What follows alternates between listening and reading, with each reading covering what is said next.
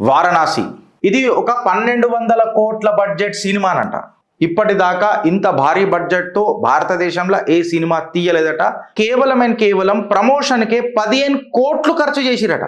కట్టలుగట్ట. రాజమౌళికి సుమారు 200 crores profit share అట commercial angle. Mahesh Babu గారికి 100 కోట్లట. ప్రియాంక చోప్రా 30 కోట్లట. కీరవాణి 32 crores. వీళ్ళు ఎప్పుడు కూడా దైవాన్ని ఏం మాట్లాడలే. వీళ్ళ ముగ్గురు, మహేష్ బాబు గారు కానీ, ప్రియాంక చోప్రా కానీ, కీరవాణి గారు కానీ.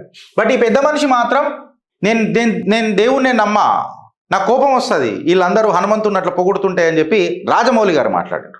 ఒక విషయం బాధేసింది. ఏందనంటే మహేష్ బాబు గారిది ఎమోషనల్ ఒక స్టేట్మెంట్ విన్నా. ఏందనంటే, ఈ వారణాసి ఫిలిం నేను చేసి మా నాన్న యొక్క కోరికనే నెరవేరుస్తున్నా అని చెప్పిండు. పాపం, I'm not against Mahesh Babu. ఇప్పటిదాకా ఒక్క కాంట్రవర్సీలో కూడా లేడు మహేష్ బాబు.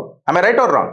పాపం ఒక్క కాంట్రవర్సీలో కూడా లేడు. ఇన్ఫాక్ట్ ఏ నాన్ కాంట్రవర్షియల్ ప్యూర్ యాక్టర్ ఎవరంటే మహేష్ బాబే.